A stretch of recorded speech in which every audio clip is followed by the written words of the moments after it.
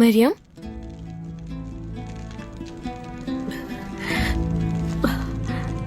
तुम सोई क्यों नहीं? बस नींद नहीं आ रही थी। कोशिश करो, आ जाएगी नींद।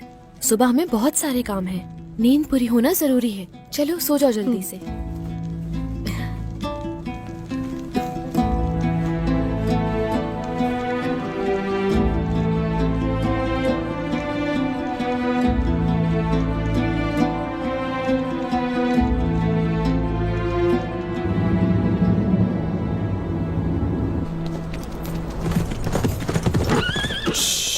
ओह,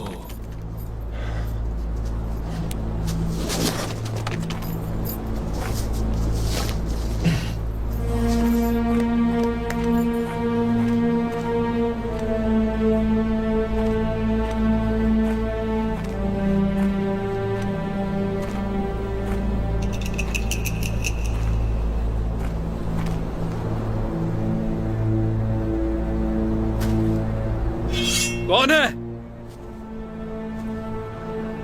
जरकुताई आप? जरकुताई साहब, शुक्र है।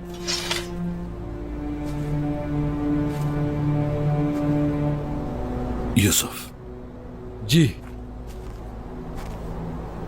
सारूजा ने सब कुछ बता दिया है। ठीक है। मैं उस्मान सरदार के साथ हूं। मैं वाकई में उस्मान साहब के साथ हूं। आपको यकीन क्यों नहीं हो रहा?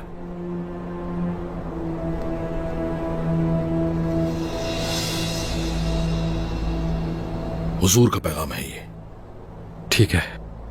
कबीले में मौजूद सिपाहियों को जमा करो और हमारे साथ शामिल होने का हुक्म दो। समझ गया। हुक्म जारी कर दिया जाएगा। सरदार को बता दें।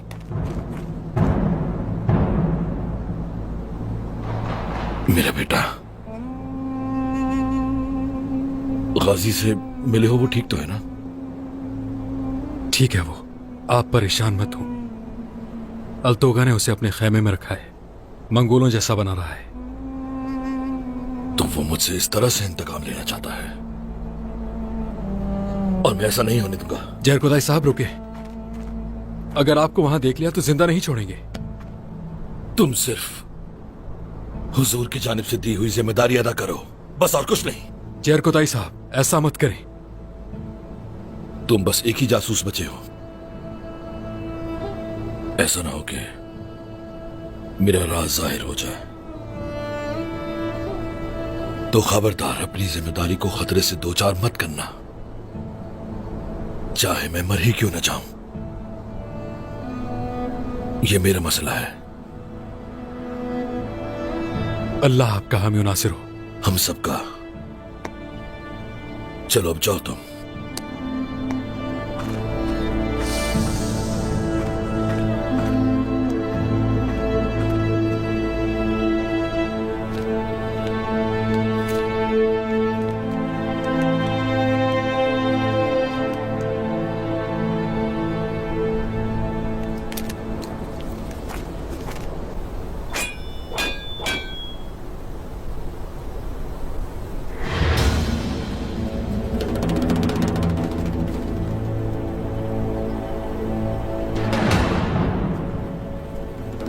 सरदार, उनकी तादाद बहुत ज्यादा है।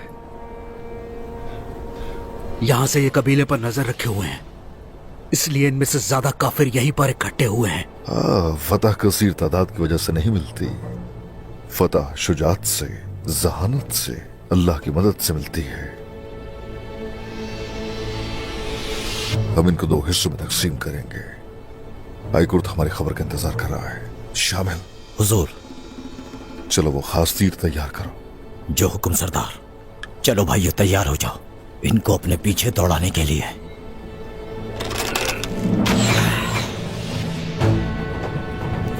वो भाग रहे हैं, हमला करो उन पर, छोड़ना नहीं। पीछा करो उनका, किसी को जाने नहीं देना।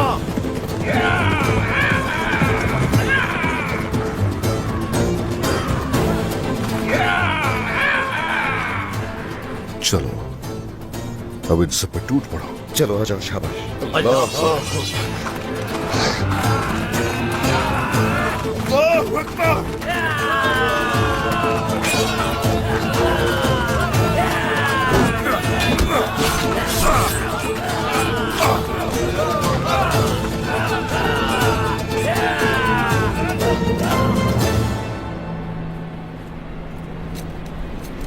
पता नहीं गाजी कैसा होगा। जहर कुताए गाजी को छुड़ा तो लेगा ना? इंशाल्लाह इंशाल्लाह जरूर छुड़ा लेगा, मगर जरकुतै ने जो किया वो गलत था।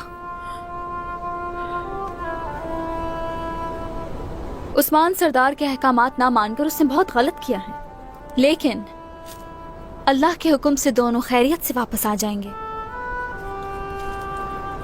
इंशाल्लाह सही सलामत वापस आ जाएंगे और वो माफी भी मांग लेंगे। इंशाल्लाह। हमने शिकार कर लिया और आप लोग अभी तक जड़ी बूटियां इकट्ठी कर रहे हैं। माशाल्लाह।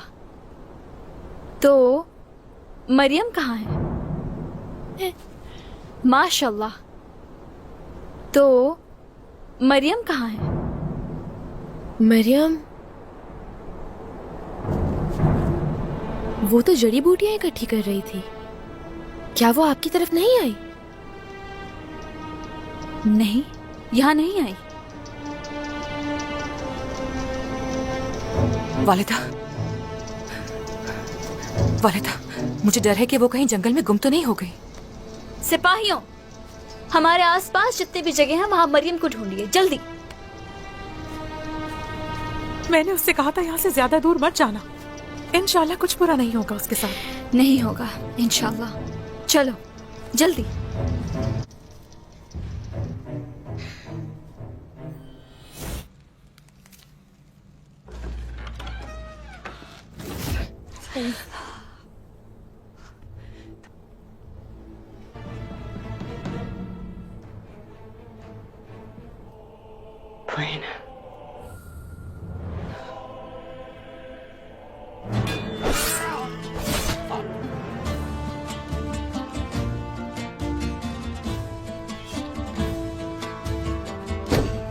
माशाल्लाह।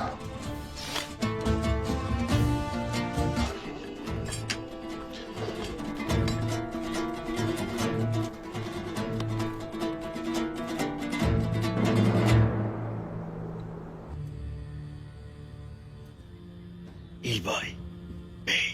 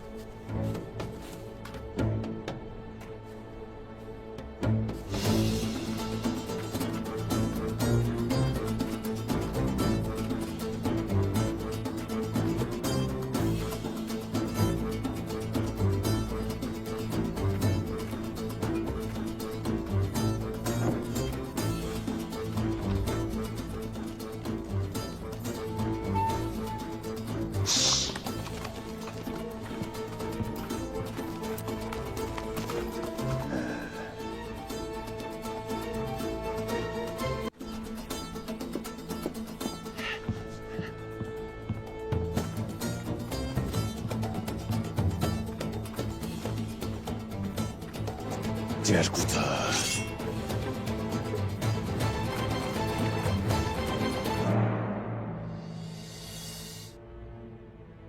Begüm.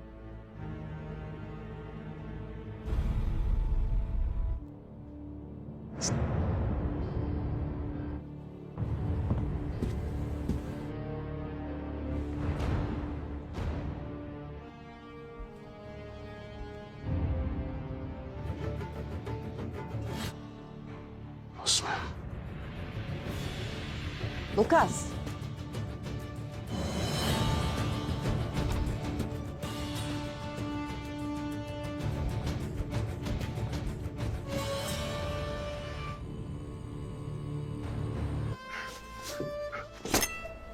Hadi hadi hadi. Hadi hadi hadi hadi. Neyse. Neyse.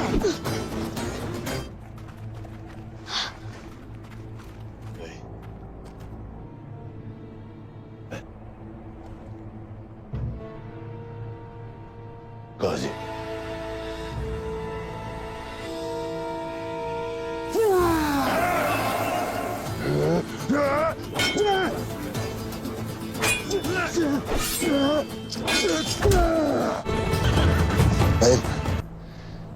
Cerkutay Bey. Alaaddin.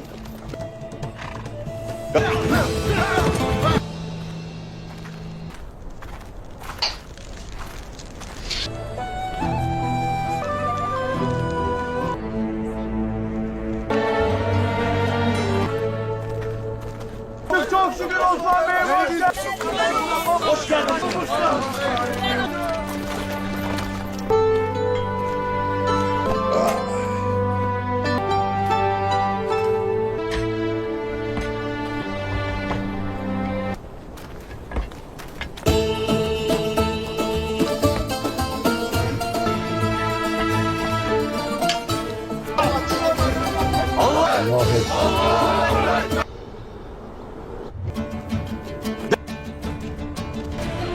Allahu Ekber! Allahu Ekber! Allahu Ekber!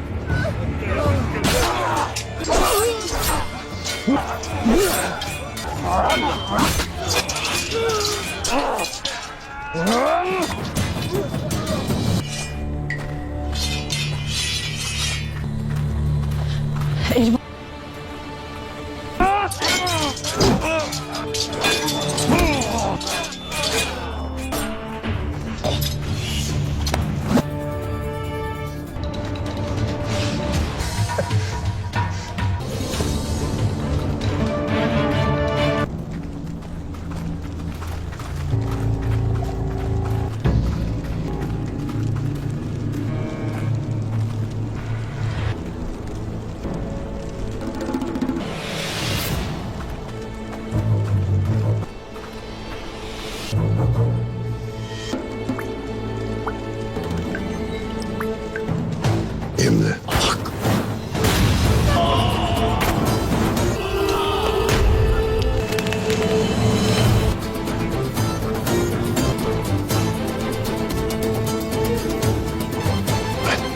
Meryem. अस्सलाम वालेकुम नाज़रीन, पेशोर की शुरुआत में हम देखते हैं सुरंग में काम ज़ोर शोर से जारी होता है। बोरान हिम्मत नहीं हारता और काम जारी रखता। कुछ देर बाद उस्मान साहब इनके पास आते हैं और पूछते हैं बोरान क्या सूरत हाल है। तो बोरान कहता है मेरे हुजूर मैं उसे चट्टान को यहाँ से हटा दूंगा, मैं अल्लाह के हुक्म से सोद का रास्ता खोल दूंगा, मैं उसे खोल दूंगा।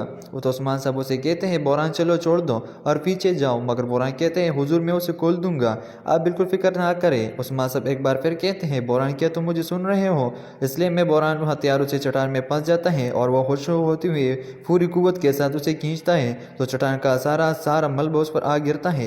यह देखकर उस्मान साहब बोरान पुकारते हुए इसके जन बढ़ जाते हैं तो बोरान पूरी तरह से मलबे के नीचे दब चुका होता है। यह देखकर उस्मान साहब सिपाही के साथ तेजी से मिट्टी उठाते हैं और कहते हैं हौसला रखो बोरान, हौसला रखो। दूसरी तरफ बला खातून खवातीन के साथ काज कर रहे होते हैं। हलीमा हौसे में उन्हें देख रही होती हैं, फिर कहती हैं मैं क्या करने जा रही हूँ? भला मैं तुम्हारे पास पत्थर जैसा सा दिल के लेकर आई थी, लेकिन तुम मेरा दिल बिगला रहे हो और मैं उसकी इजाज़त नहीं दूंगा। सुरंग उस्मान साहब चलाते हुए कहते हैं जल्दी से मशले लेकर आओ। सिपाही मशले लेकर कर रोशनी करता है तो उस्मान साहब तेजी से मिट्टी उठाने लग जाते हैं और परेशान होते हुए कहते हैं आह बोरान तुमने मेरी बात नहीं सुनी, मैंने तुमसे कहा कि तुम पीछे हट जाओ, तुम नहीं हटे। मिट्टी हटाते हुए उस्मान साहब उनके सांसों का जायजा ले रहे होते हैं। ये कहते साथ उस्मान साहब उसे खूब झुझुड़ते हैं, साथ में कहते हैं ऐसा ना करो। ये कहते साथ उस्मान साहब उस पर पानी डालता है मगर वो आंखें नहीं खोलता। उस्मान साहब उस जोर से इसकी सीने पर हाथ मारता है तो बोरान की आंखें खुल जाती हैं।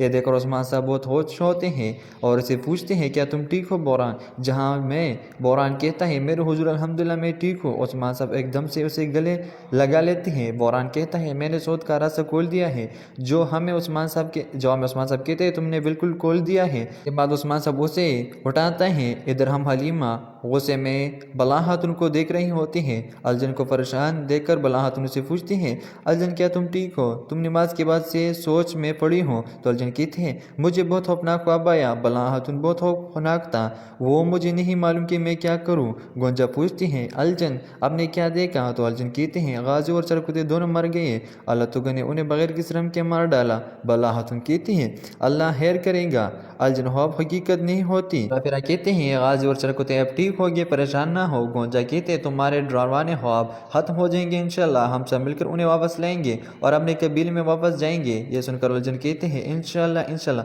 फातिमा कहते हैं गाजी को आपको किस तरह परेशान देखेगा तो क्या कहेगा। यह सुनकर सैयद अलजन मुस्कुरा देती हैं। हलीमा ने अपना सामान लेकर बल्ला खातून के पास होती निकल जाती हैं। उसे जाती हुई देखकर बल्ला खातून उसे लम्हे को याद करती हैं जो उस्मान साहब ने उसे कहा था हमारे दरमियान जासूस की वजह से शहजादों और सदरानों के सिवा कोई बाहर नहीं जाएगा। इस सवाल के बाद बल्ला खातून परेशान हुए कहते हैं नहीं ऐसा नहीं है, लेकिन ये हमेशा गायब हो जाती है। फातिमा पूछती हैं माँ आपने कुछ कहा तो बल्ला खातून कहती नहीं बेटी मैंने कुछ नहीं कहा। ये कहते साथ खड़े हो जाते हैं तो हौले फ्राई कहते माँ कहाँ जा रही हैं। जो हमें बल्ला खातून कहते मैं यात्रा में देखने जा रही हूँ, तुम लोग काम करो। गोंजा उसके साथ जाने का कहती है तो बल्ला खातून कहते मैं ज़्यादा दूर नहीं जाऊँगी, बेटी काम जारी रखो। बल्ला खातून पेशानी का एहसास होते हुए हलीमा कहते हैं आह बला ये इंतकाम खत्म हो जाएगा। आगे बढ़ते हुए बल्ला खातून एक सिपाही से कहते हैं खामोशी से मेरे पीछे आना। फिर आगे बढ़ते हुए कहते हैं तुम हमेशा गायब रहती हो, कहाँ जा रही हो मरियम। हलीमा आगे बढ़ती हुई चले जाते हैं। यह देखकर बल्ला खातून कहते हैं तुम क्या करने की कोशिश कर रही हो मरियम, तुम जड़ी बूटे के लेने के लिए इतना लंबा फासला तय करके आया हो। आगे बढ़ती हुई हलीमा खुद से कहती है मुझे डर लग रहा है, पहली बार मैं इतनी ज़्यादा खौफजदा हूँ, लेकिन क्यों। फिर वो सोफिया की बातों को याद करते हुए कहती हैं तुम इन लोगों की हिफाजत नहीं कर सकती जिन्होंने तुम्हारे खानदान को कत्ल किया, तुम्हारे माँ और बाप को दुख दिया। हलीमा परेशान होती हुई कहती हैं क्यों भला, क्यों आखिर क्यों, तुमने मेरे खानदान को वो प्यार क्यों नहीं दिया। तो नाज़रीन इसके बाद हम देखते हैं सऊद में मंगोल लोगों पर जुल्म कर रहे होते हैं, ना कोई बड़ा बचता है ना कोई बच्चा। जुल्म के शिकार होने वाले बुजुर्ग कहते हैं ये क्या कर रहे हो तुम, मासूम लोगों को क्यों अजीब दे रहे हो। मंगोल बड़ों को जंजीरों में जकड़ कर घसीट रहे होते हैं, वह उन्हें थप्पड़ मारते हैं, वो कमजोर जानवर पर बिल्कुल रहम नहीं करते। एक मंगोल बुजुर्ग को दो वजह होते हुए कहता है नमाज पढ़ने हराम है, तुम सबको उलगान की हिम्मत करनी चाहिए। कहते साथ वह उन पर टूट पड़ता है तो बुजुर्ग कहता है तुम यकीन इस आजियत का हिसाब दोगे। ये कहते साथ वह मजामत की कोशिश करते हैं, मगर मंगोल लात मार के उन्हें पीछे धकेल देते हैं और फिर उन्हें दबोच देते हुए कहता है पीछे रहो वरना मैं तुम्हें मार डालूंगा। जुल्म बढ़ते ही चला जाता है। अगले मंजर में यह सारा दर्दनाक मंजर देखने वाले बुजुर्ग अपने कमरे में परेशान बैठे होते हैं और दुआ मांगते हुए कहते हैं या अल्लाह हमारी मदद फरमा, या अल्लाह हमारी मदद फरमा। तो दोस्तों यहाँ पर एपिसोड का अख्तिताम होता है। मिलते हैं नेक्स्ट वीडियो में। अल्लाह हाफिज़।